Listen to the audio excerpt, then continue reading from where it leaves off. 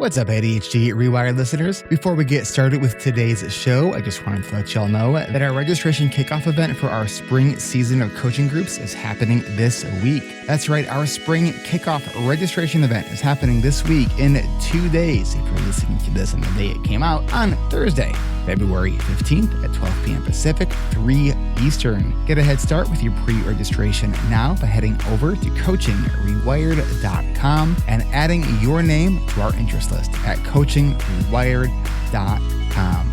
That's coachingrewired.com to get your name added to our spring interest list so you can join us for our spring registration kickoff event in 2 days this week on Thursday, February 15th at 12 p.m. Pacific, 3 Eastern. More about our coaching groups at the break. And now, on with today's show.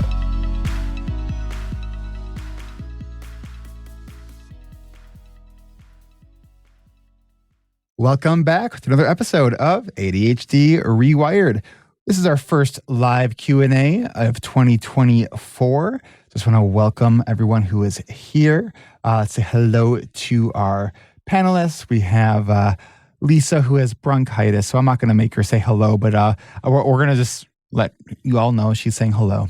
And we have Dana, who is a social worker, a coach, and is doing one-on-one coaching with ADHD reWired, as well as her own practice, and also a mindfulness expert, and yes, all those fun things. And we have Coach Brian Entler. How you doing?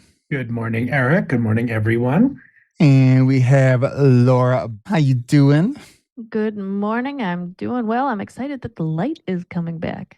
All right. And we have Kristen Martz. How you doing, Kristen? She's waving, probably with the good hand. Actually, no. Oh, no. With the bad hand. It's okay. Today's my Kylie's birthday. Oh, happy birthday to her. All right. And we have MA, who is going to be asking the first question. So go ahead. So I have, I should do what everybody does and say, I love you guys. You're really awesome. Oh, shucks. You've made such a difference in my life. So thank you very much. Thanks. And my question is, I got long COVID last year. I'm very lucky. It didn't hit me as bad as some. I mean, I was in bed for a long time, but I wasn't suffering from the more extreme pain and respiratory parts that affected many people. But because I rested really well, I was able, who knows what other things contributed to that, but I was able to get over it within 6 months, mostly. I've had a few relapses in the fall. I am in particular noticing, though, that I have had a real increase in my lack of motivation. Like I've always felt that barrier that we have, many of us have with ADHD, to getting started with things, to doing things.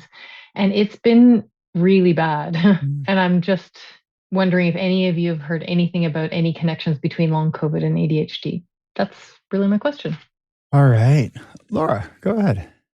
So this is something that it looks like both the Yale School of Medicine and the NIH are looking into right now. It's definitely not something that's flying under the radar because long COVID is mimicking ADHD symptoms, and a lot of mental health professionals are trying to be sure that they're being mindful in their diagnoses.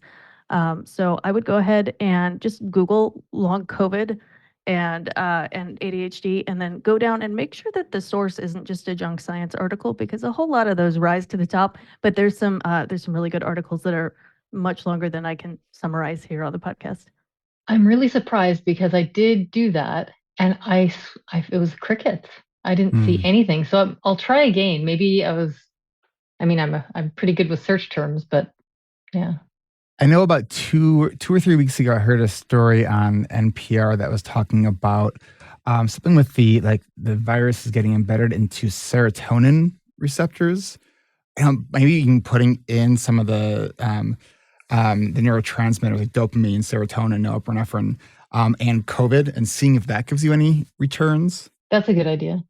Anyone else have any thoughts on that, including in the chat? I can kind of take a look at that if anyone has thoughts on that. I know we have, someone on our team has been dealing with long COVID as well, and it comes and goes, and it's a bitch. It really sucks. It really, really sucks. Yeah. And I think another thing I heard too is they're saying that the life of long COVID is between 12 to 18 months. So, on one hand, while that seems like forever, on the other hand, at least it's not forever. Yeah. Dana? Well, I wanted to acknowledge that motivational challenges and challenges with getting started are already difficult enough, right, for us with ADHD. And also, you've got this long COVID and it's affecting cognitive skills and executive function skills as well. And I'm wondering if you've ever considered any self-compassion practices or if you're familiar with self-compassion practice. Yeah, absolutely. I'm maybe not doing it as much as I could, but it's on my radar. It's something that I do turn back to frequently, like throughout the week, throughout the day. I try to be mindful of that, even if it's not a specific practice, just coming back to remembering to be kind to myself. And it's helped a lot. Yeah. I actually have, and like you said before, I made myself personal affirmation recording. And I put some music to it. Like I got free music off from a site that's properly giving out free music. And it's great. It really, really helps. That's beautiful. It quiets my negative voices big time. Yeah. And you'd already mentioned the kind of human experience of having COVID, right? It's like, so many people get COVID and also, so many people have long COVID and I'm not alone in this too, it's part of that self-compassion practice. Yeah, for sure. Thank you. All right. Thank you for your question and keep on healing. Thank you. Yeah. All right. Let's go to our next question. We got Jeffrey.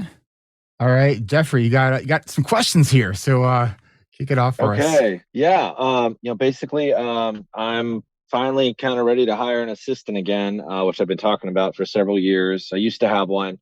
She wasn't very great, but I mean, better than, it's always great to have some help. So my issue is, I'm going to be training this person a lot because, I'm hiring them as a personal assistant for like my business, but also like my personal life. So, I mean, it's just so much different, like random stuff, so I want Eric's opinion because Eric seems to have kind of mastered the whole hiring an assistant thing. I know he's talked several times on the podcast in the past. It seems like he's done a great job this time, and he's kind of identified the challenges he had before and maybe how to do it better next time. And my fear is hiring this person 15 hours a week and training them 7 hours out of those 15 hours. And then by the time they're kind of fully trained in a year, it's time for them to move on or find someone new. So obviously I need to find a way to document what I'm training them or have them document or whatnot. But it seems kind of hard to tell someone, hey, part of your job is every week to kind of prepare your replacement for you. I don't know. Any suggestions or comments that you've run into in the past and how you've done it better this time and maybe how I can not be so scared of spending my whole life training someone and then finding out that when they're finally ready to kind of do things on their own, it's time for them to leave. Sure. Just for podcast listeners, to give you some context of the Zoom room, my assistant Lisa laughed at this question when he said that I've mastered the bring on the assistant. So I'm like, ooh, okay. So, I mean, I do feel very flattered, though. Thank you. I appreciate that. Okay, so part of why I think I've gotten better at training people and my assistant is because I did a really lousy job. Basically, everyone before Lisa was like, okay, just sit next to me for as long as it takes to learn the job, that's one way to get started, but I definitely wouldn't recommend that as an approach.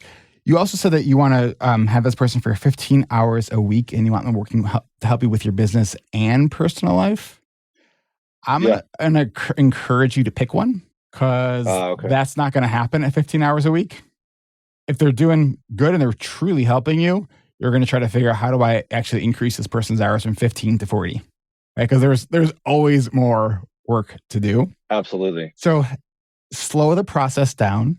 So one of the things that I did when I was creating process documents is, you doing a lot of like, what's that website where it's easy to record the screencast? I know someone here knows what it is. Loom. Thank you. Loom. So I have an assistant, so I can remember all the crap that I can't seem to remember. So using Loom, and then what I would do is record the process and then write it down and then do it again after writing it down to make sure that I actually capture the correct steps, right? I dreaded doing that for so long. And when I finally actually did it, not only was it not as bad as I thought it would be, there was a little part of me that actually kind of enjoyed it, which I was kind of surprised by. But you're right. It's when you're talking to your assistant and saying, yeah, I want you to create these documents because, it might feel awkward, but I would have that conversation right up front, like right up front. So, it's like, it'd be great if you're here forever, but also stuff happens and people move on. And so part of your job is to create process documents for your replacement. So it's either you have the documents for yourself, so that every time you go to this task, you have these documents, or if you're sick and I need to jump in, I have those documents. Or if I do need to hire someone, or maybe we grow and we need to expand what we do. So we need to have these documents for somebody else. So there's lots of different ways to sort of present it in a way that doesn't sound that person's job security is in jeopardy. I also think when I've hired part-time people, this is partially true, but there's definitely a lot of exceptions. And I've had my part-time assistant a number of years ago. Like, I just didn't feel they were as committed to the job. It was just a job for them. So, yeah, I don't know. I mean, hiring is hard, and it's sort of like a relationship. You're not going to get it right all the time, right? And so you have to sort of invest in that. And so it's like doing that, the due diligence, like actually calling the references, doing the background checks. One thing I would say too is like, don't just hire a friend, because I've done that before, and that doesn't usually work. It does sometimes, Right. but that's also high risk. Okay. Cool. Does that help at all? That definitely helps. It kind of clarifies, like, a lot of things that I've already I'm glad I hopped on this call, because I've been thinking about hopping on one with you for like a year. And, it's always like, oh, I got to prepare my questions better. I got to prepare. And I just kind of typed it all out real quick, like 30 minutes ago. And I'm glad I did it. Awesome. I do have two quick follow-up questions, but I understand you got to get to other people. So we could go for the follow-up question. Okay. Specifically, like what I'm putting in the listing. Two questions. Do you think I should include this in the listing, or do you think I should wait till an interview, or do you think I should just wait till after the person's hired? One is, do I disclose to a person possibly, going to be working with me one-on-one, having to deal with my ADHD? Do I disclose that I am an ADHD professional? Yes. Right? Okay. That's the one question. And the second question is, I find that, I am, I guess, sort of tech savvy, but not really. There's so many people that are just better than me about even just using an app like to-do list or whatever, right? So I feel like it's essential to have a personal assistant who is better at tech than me. But me and my accountability group, which is my same accountability group from ARC, by the way, thank you, Eric, Nice. for the last year. Somebody in my accountability group was like, yeah, I don't know if you want to put that in your listing. Like, you've got to be tech savvy, because see, tech savvy to some people, they're going to look at that listing and they're going to be like, oh, he wants somebody that knows how to like program or script or something, right?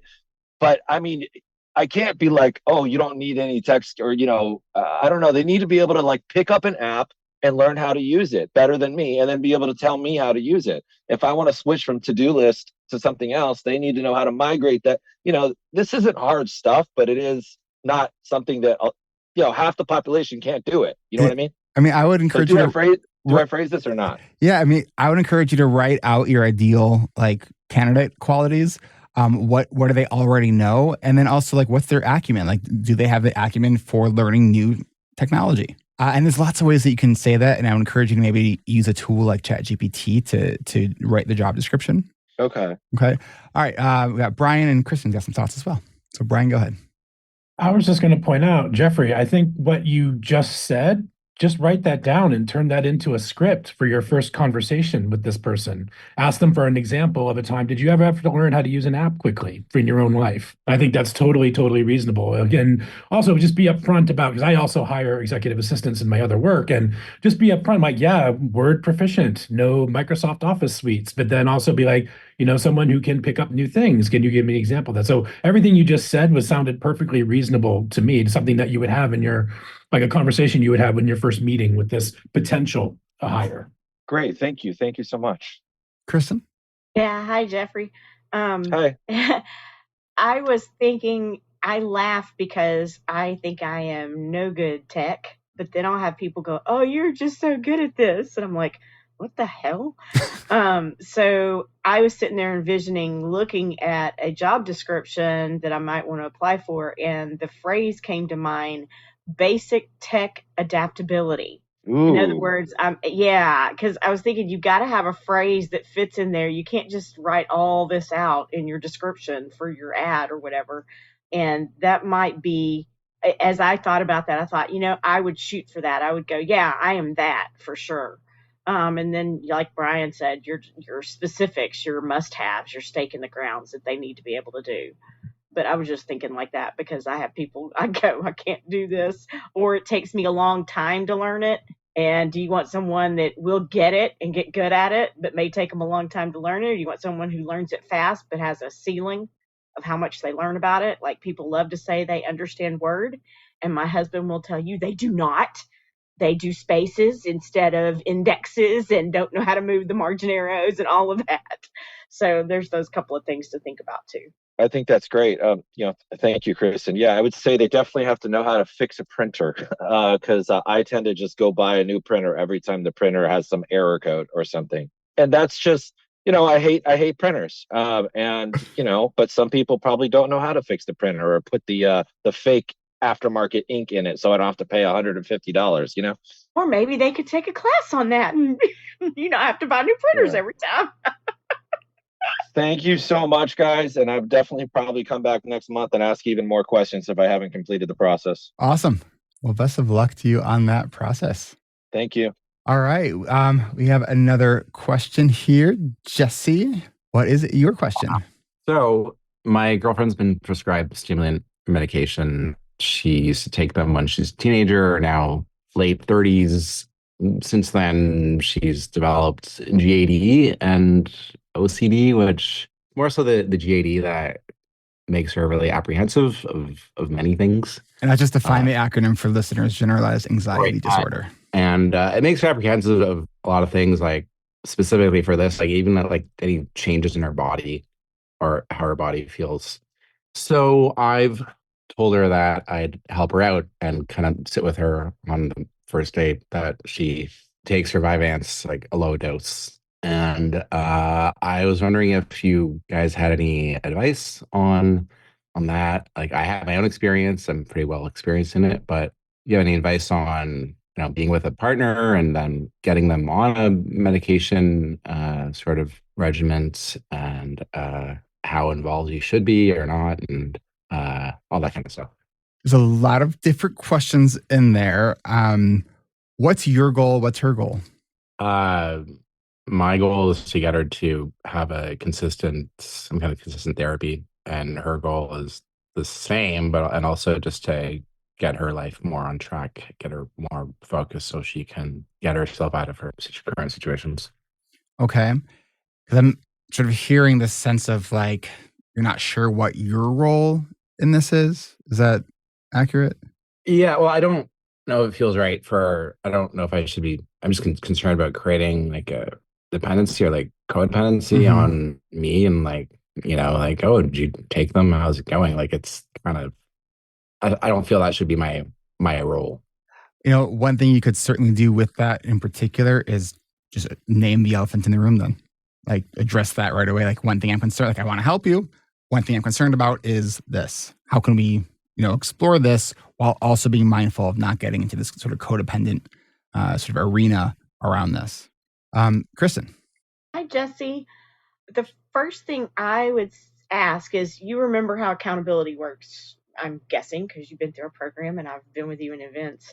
And that is one of the first roles I think you could play. And by playing that, you could do that kind of as the side issue. So one of the things that I find hardest when I am working with a psychiatrist for my shared client is needing the accurate historian, the accurate tracker. Because self-tracking, though we may, be trying to be as honest as we can, it's coming from inside. And we're like inside the eye of the tornado. So all we see is all the chaos. And so having someone on the outside who can actually not even have to see the differences, but that's great if you do, you see what, she had before she starts taking the medicine, you start tracking those behaviors. And one of those behaviors can actually be, yes, she texts me, this was our setup. Yes, she texts me at 9 a.m. every morning when she takes her pill. Or she is taking her pill at 9 a.m. 3 times out of 7 days a week. Or she's choosing to take a holiday on the weekends. Or that takes you kind of out of the role of the codependency role for sure. And it's more about interdependency and helping out with that. Plus, you're adding to that list. It's not just about, did you take your meds? It's also about her being able to report what someone who sees her daily or almost daily, able to report that to her psychiatrist so that she gets a real accurate and quality treatment plan. Dana, anything to add to that? Yeah, I thank you, Kristen, for that answer, because I was going to maybe suggest that to encourage your girlfriend to create a log for herself, kind of like a journal or almost like a food diary, right? Like, oh, okay, I took the med at this time. I feel this way, maybe throughout the day, especially that first few days, if not the first full week. And as Kristen said, yeah, sometimes we're not our best viewer of the situation, of ourselves, right? We have those blind spots.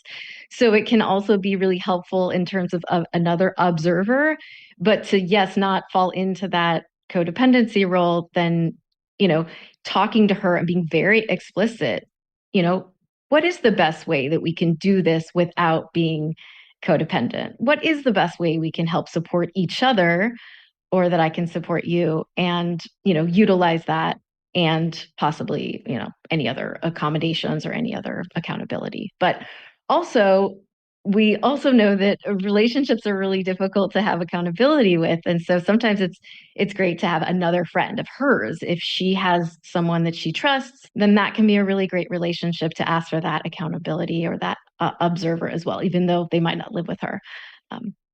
That's.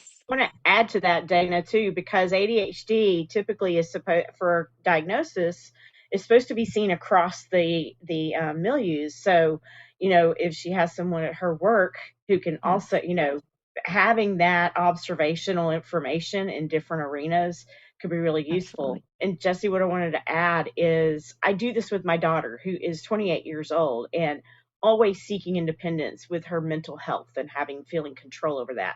And hers is, strong, more severe mental health issues.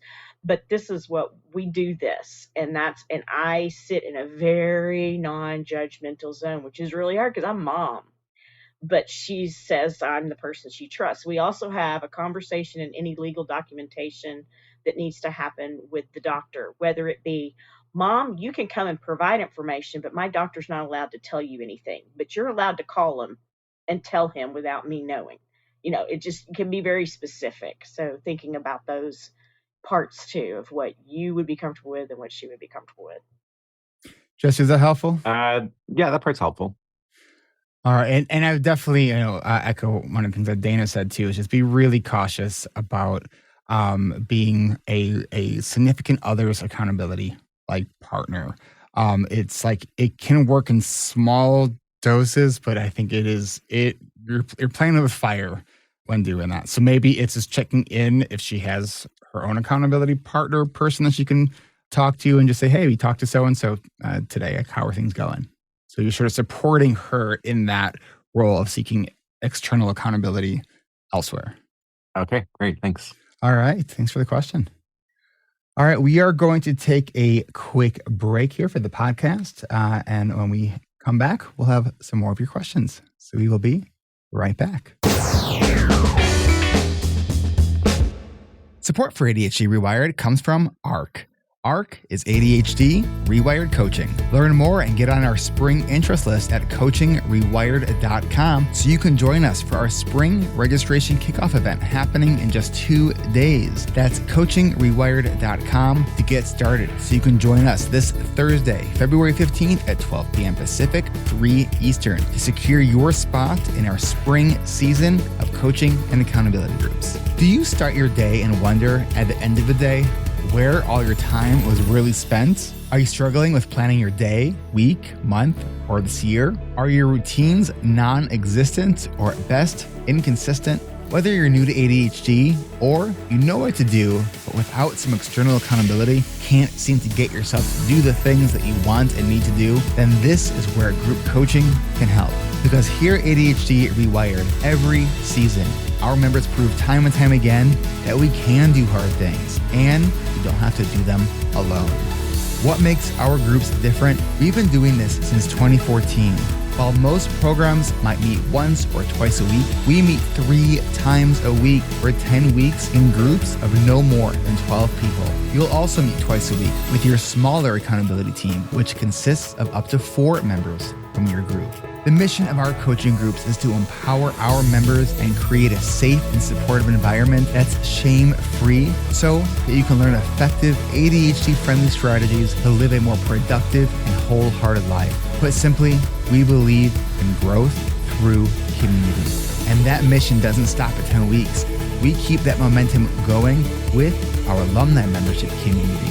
This group is like an iceberg. The surface level benefits are obvious: increasing productivity, managing time blindness, learning how to plan effectively based on your values and personal goals. But that's only the tip of the iceberg. What lies underneath is so much more amazing and massive and powerful. So if you're thinking about doing this group, go for it. Check out the podcast, talk to Eric, or talk to people who are available. This is the place if you have ADHD to be. So if this sounds like the community you need to go from just managing your ADHD to truly thriving with your ADHD, don't wait. Go to coachingrewired.com to get your name on our spring interest list. From there, you'll receive your invitation to start your pre-registration process so you can join us for our spring kickoff registration event on Thursday, February 15th at 12 p.m. Pacific, 3 p.m. Eastern. And we just made that pre-registration process a bit easier. We had a video that you needed to watch. We still have the video, but we made it much shorter.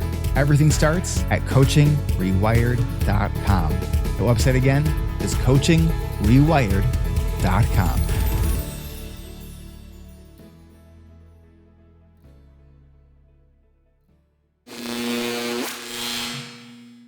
And we're back. All right, we have another question here from Laura. All right, so I'm interested in talking about how to deal with negative feedback spirals. ADHD is known to exacerbate chronic pain, and in my case, migraine. And migraine and chronic pain is known to exacerbate ADHD.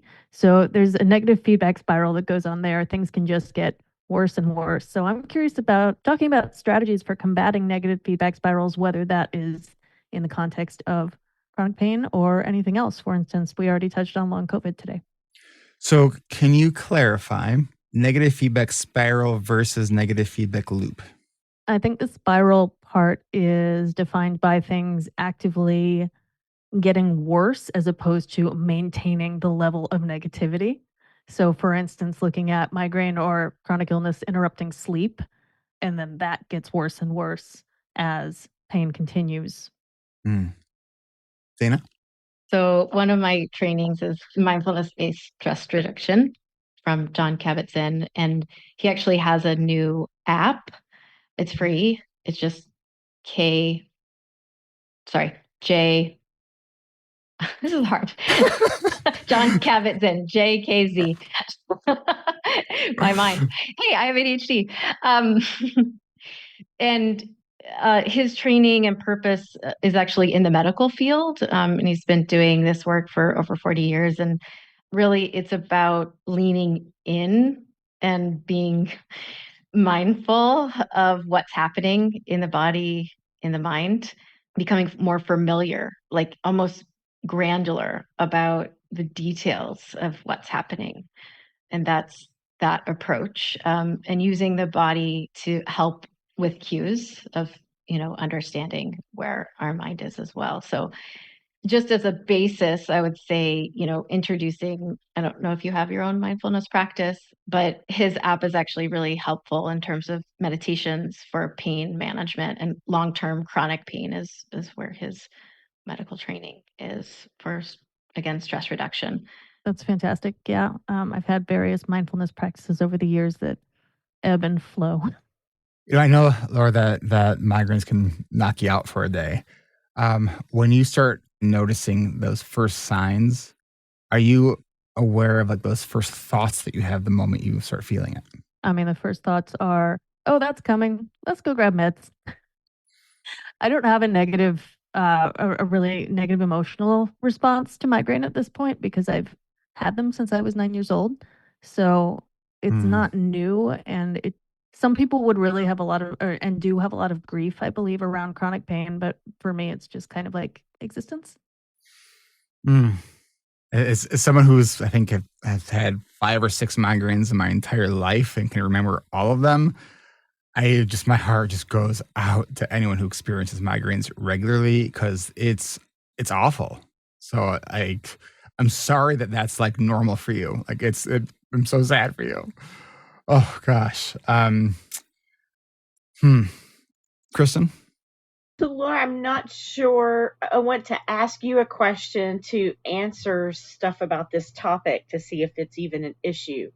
So, for me growing up, my mom had growing up and now, my mom had chronic pain. She has chronic diagnoses. And then I've also had the migraines, and I do believe a lot of, I know there's a difference between stress migraine or stress headaches and migraine headaches, and I would have both. Is there, when you say negative spiral, is there any issue that you want to talk about where it affects relationships or just interactions in general? Like, I know when I'm in pain, I have learned that I talk really, I'm even just talking and I don't realize it, but they think I'm in an attack mode almost. I'm going, no, I don't want that TV on, and I'll say it like that, but it's my reaction to my pain. And so if whether or not this is an issue for you, I want to offer this too, is that please, with whoever you're living with, be transparent. I did not learn. I am 54 years old now. I haven't lived with my mom since I was like 20, 21. I did not know all of her OCD and anxiety was rooted in her needs to make sure she had safety around her for getting up and walking, because she had issues with mobility and stuff like that too. I didn't learn that till I went to start visiting her, and she started sharing this. She goes, oh, no, you've got to put it back exactly where it goes. She even has things in the refrigerator, and they go in certain places. I'm like, oh my God, this woman's crazy. I'm like, and the more though that we have an openness to talk about, she goes, yeah, but I need it there. That way, if I'm in a lot of pain, I know right where to reach my hand in to find my tea or to find the ketchup. And I went, oh my God. Oh, this is like a mapped out maze for her with everything. I always thought she was just putting it on me, like I needed to be like this when I grew up. No, our whole house growing up was like that because she managed our home and raised the kids. Didn't know, even if you're a parent, as much as you can share, I know we don't want our kids to see but that we're in pain, but we also want our kids to see that we're resilient and we're problem solvers, and that what they are doing by following those things is being helpful to that other person. Because sometimes it feels like, the person in pain is just making demands. And that's really not what it's about. But the person in pain needs to share some of those things for the support. Thank you for that, Kristen. That's really wonderful. I have never thought about the putting things in specific places as an accommodation for pain. So that's really interesting. I know I do that, and you just made it click in my head. So that's really good. In terms of the relationships portion, thank God I do not get super cranky. I am resigned to my fate. And I'm just like, I'm going to bed now. And you also really resonated with me talking about your mom, because my mom also has chronic migraine, and she has modeled her entire life for me. Hey, I'm getting a migraine. I'm going to go meditate for 20 minutes. See you soon. Yep. There was a sort of tangential related question that Aisha's asking. So ADHD can exacerbate pain. What I think about this is that I think because of our brain and how bad it is at like turning the volume down on the irrelevant stuff so we can focus on what we need to do. That's why I always say I'm just a huge baby when I'm sick, because like it's all my brain notices is all like when I'm not feeling well. Like I can't when someone says just a cold, I'm like, just a cold. Colds are miserable. Like I don't know how people function when they have a cold, right? And so it's because our brain tends to attend to the highest levels of stimulus. So when we don't feel good, when pain is present, like our brain is just noticing it constantly. So I don't know what the research says on that, but that's my personal experience with pain and illness. I'm a little confused because at first you said our brain is not good at turning down the volume around us. Around the irrelevant stuff. Oh, well, it does a really good job muting it. And all I can think about is this. See, I heard that differently. That's so funny. Is all I can think about is, oh my God, it hurts. I had trigger finger surgery out there, if you don't know, and just last Thursday. And I saw one mom of my client, she had some sort of cyst removed or something from her hand. And she comes in 2 days later and she's driving the car. And I'm like going, it still hurts. I need a pain pill. And I know I have a low pain threshold, which I think is attributed to my ADHD brain. It's super low. Medical officials have said that to me. Yeah, I'm always surprised when my kids or something can come in here. Ramsey will come in here and goes, let's watch Community. Okay, maybe one, and then it's like we've watched 4 of them and I've been laughing and I'm okay and I'm not thinking about it because I'm trying to reduce the pain medication. I'm like going, oh, wow, that's 2 hours of the day gone by. Woohoo. It's a great show too, by the way. Yeah, of course. But yeah, it's the whole idea. For me, it turns down everything else. It won't turn this down. So that's really interesting that you shared that. Well, if we think about like pain too as part of like our sensory system, and we know that people with ADHD often process their senses either higher or lower, or need more input or need less input, and sometimes it could be both, or have a high threshold or a low threshold. Like my son who has a high need for high input but has a low threshold. So we have this little teeny tiny window where it's ideal. So it's recognizing what your threshold is. Like for me, like I'm a sensory seeker when it comes to like tactile stuff. Like I'm always touching stuff, like because I just need that input. But like auditorily, I get overstimulated it's like very easily overstimulated. So it's just a matter of like how we are feeling and noticing that, and like all things kind of ADHD related, self-awareness is like is kind of king, because that's when we can figure out, all right, so here's what I'm dealing with. What can I do? Dana? Going back to Laura, because I know her a little bit, I'm wondering, do you notice when the migraines come on, have you done the kind of preventative care for yourself? Because I know you're such a giving and loving and generous person. And I wonder if you notice that, is it when the migraines come on, am I not giving and being generous and caring towards myself? That's an interesting question. And I think it might actually be turned backwards, where my body knows that when I'm in pain, I get to go be by myself. So it's almost like giving yourself permission to do the care that you need. So I wonder if there's an opportunity to make that a more regular thing with ADHD and your busy schedule. But to have something that's just you time, on a daily basis. Mm-hmm. Dana, I'm on your soapbox here. I'm going to throw a wrench in Laura. And maybe I'm wrong, but it's something I feel like I've observed. When you're in obligation mode, though, like responsible mode, do you still turn that, oh, it's me time, I get to go away? Or do you wait until there's an opening for you to do that? Oh, I wait. I'm a people pleaser. I know this. That's what Dana's noticing. That's not. If I were sitting here, okay, I've done this. I missed an appointment with you. We were meeting and I said, I'm just in chaos. And you go take care of you. You said, forget the meeting. You didn't say, oh, well, right after the meeting that we've obligated to. You said, no, go take care of you. We'll reschedule. That you don't do necessarily from my observations. So I want everyone out there to be thinking about that.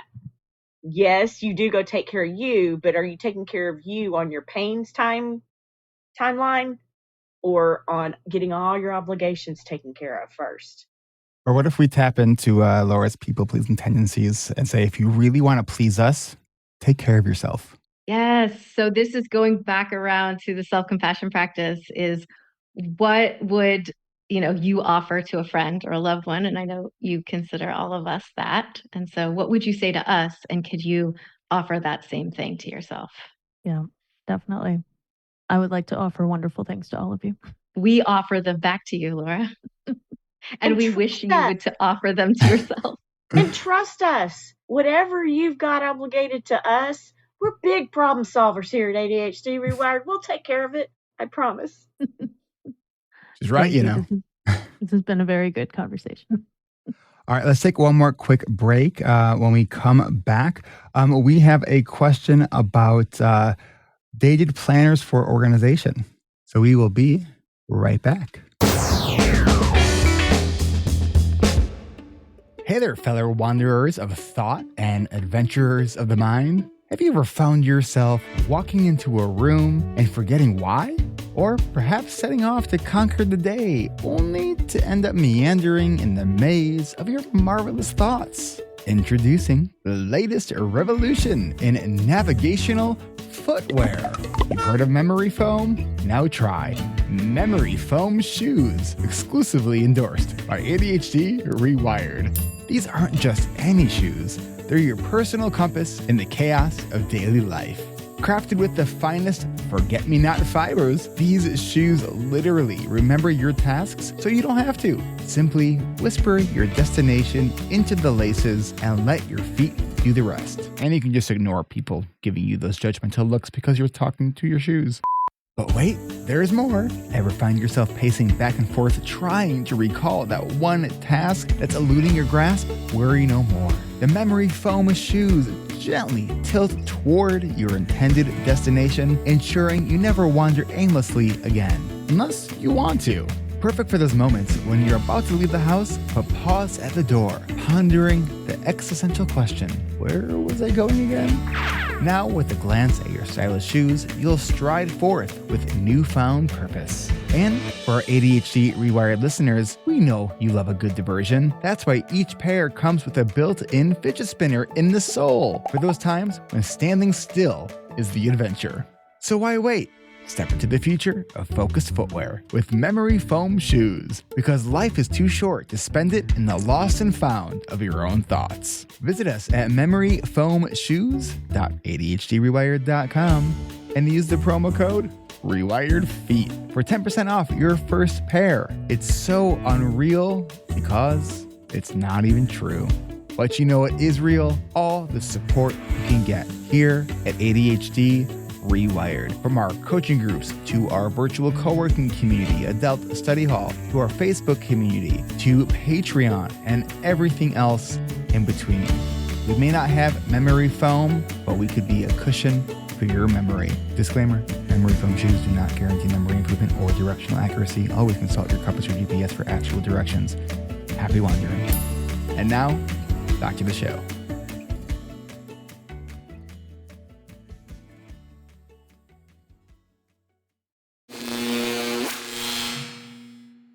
We are back.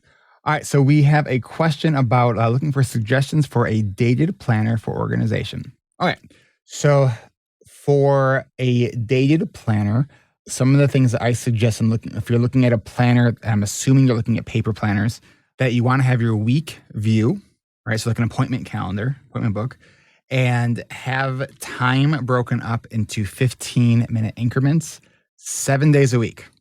I don't understand why a lot of these calendar companies think that we don't need to have as much structured time on Saturday and even less of that on Sunday. And we've all seen these planners that have like half the space on Saturday and half of that on Sunday. Like that doesn't make sense to my brain at all.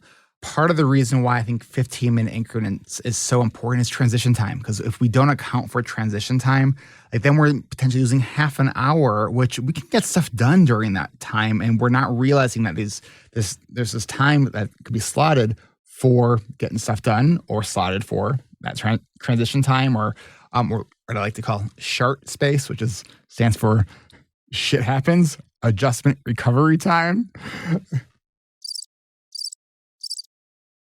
Yep. You either love it or hate it, but you remember it, right? So the idea of a SHART is a surprise. We didn't expect that to happen, right? So we planned the half an hour to do the thing. It's a surprise to us when it takes an hour and a half. But if we put that buffer in our calendar, then we are okay if there is a surprisingly long time that it takes us to do that thing. The other thing to also to think about is, are there any places that contextually you need something visible? So maybe it's a calendar in your kitchen that has a kind of an overview, like at a glance calendar. I have a monthly calendar that I have in my office, and beginning of the week, Lisa will come in, and at the bottom of the calendar has a box for Monday through Friday, and we'll just have like the major events that are on my calendar just listed there, so I can just quickly at a glance see what's coming up. But the thing that's probably one of the more important things about any planner for organization, it's not that you just add to it, it's that you look at it often and update it and revise it throughout the day. Like, don't try to be like one of those show-offs that does the New York Times crossword puzzle and pen. You don't need to do that. Use an erasable writing utensil, because the planner is the tool that captures everything you're doing that's not right now, but you're the master, not the calendar. So don't think that if you need to move something that you failed. Like, no, that's life. Like, I move stuff on my calendar pretty frequently, right? And I use placeholders. So I'll sometimes put an event or something that I want to get done on my calendar. And to me, that's more of a to-do that's somewhere in my day. I often don't do it exactly at that time. Sometimes I do, right? But to me, it's telling me, here's one of the tasks I got to get done. So yeah, anyone else have thoughts on that? I wondered why, I missed the question itself. I wondered why the person said dated calendar. My thoughts went to, versus using an undated calendar and fill in the blank and stuff. So I had this answer I formulated in my head about a question that I don't think is there. But I'm not sure if that's what the person was asking. Was there any, I didn't see the question. I missed it. Okay, I'm not sure about. You can go to the answer questions. To see that. Oh, yeah. Mine was like, what versus should I use the fill in the blank kind or dated kind? And I was gonna say that in my practice, I hated wasting calendar space. Paper. But what I started learning that I got better at was like, I'm going back and revisiting my calendar, from the time I left it in less days. Because I could see the blank pages and go, wait, no, okay, I got back to it in 5 days this time rather than 2 weeks. Back when I was first, working on using a calendar. That was all that was. Yeah, and dated to keep me on task. Yeah, okay. Okay, we have, I think, time for. I was going to add real quick, okay. Eric, you part about having the calendars up in visible spots. Mm-hmm. My daughter started doing that, and I was like, why is she doing that? And then I saw her go, wait, what's today? And she just looked at the calendar. Because you know how often we forget what day it is? Not even the date, but just the day of the week. That's nice to have that visibility up for anyone out there thinking about why would you have calendars up in your house. And I refer to those as like satellite calendars. So anything that is on one of like those like extra calendars that is just to give us that visual cue, make sure it is in your main master calendar. And so like for me, I try to have a rule that says it doesn't go on any of these other calendars unless it's in my main calendar. Okay. All right. We have time for one more question here. And this is from Eva, who would love tips for task switching instead of avoiding moving from one task to another. It's actually a great question because task switching is one of probably my most challenging areas of ADHD. I can work on one thing for a long time, and those transitions are hard. So some of the things I have found to be helpful with task switching is taking breaks at least once every 45 minutes to an hour. Not great at it, but it does help. Because I find that if I get into that hyper focus, it becomes harder and harder to switch tasks. The other thing that can be really helpful is I call it staring at the wall. And I think it's really actually helpful to do for a few minutes in between tasks. So you finish one task, don't just jump into the next task. Let your mind kind of just sit for a few minutes before jumping into that next task. Because it can also help with memory consolidation by having a gap in between what we just did and what we're going to be doing next. Other tips for task switching is having something that makes you actually get up. So maybe it's having an alarm that is not on your phone, but if it is on your phone, don't have your phone in arm's reach. Like literally put it where you have to go get up to get the alarm. So any kind of like engineered urgency, or maybe it's you're meeting someone at a certain time. So you maybe start a task that you think you have enough time to do, and it will force you to stop at that certain time. So setting that alarm or that cue to help you with the task switching. And the other thing too is looking at some of the self-care stuff like sleep. If I don't sleep well, my task shifting ability is in the gutter. Like it's like not happening. I can want it is all day long. But it's not going to happen. Exercise is the same way. So when there's times where I feel like, I feel like I'm getting stuck more, I'm having a harder time shifting more, I'll take a step back and kind of look at more of my self-care stuff and what's going on there. Dana. Yeah, you mentioned it briefly, but I just wanted to kind of reiterate this idea of like, what is so difficult about the transition? Is it that you're distracted? What is distracting you? How can we make that easier on us, so that we don't get distracted by that thing? Like Eric mentioned, the phone, right? Like, are we going down rabbit holes of Amazon shopping or looking at social media or things like that? And so identifying what the challenge or the obstacle is, and then creating or accommodating around it so that you can help support yourself to make it easier. Kristen? Mine's similar to Dana's. Mine is on the other side of it, though. What are you fearing if you stop now and move to the next thing? And so one of the things that we teach or work on in the coaching program is breadcrumbing. If it is a fear of, I won't know how far I've gotten and I want to just keep going, because I hear people say, I want to keep on the roll. I know where I am now. And so learning how to breadcrumb, writing down the details of what you just did and what you need to do next can help eliminate that fear. Brian?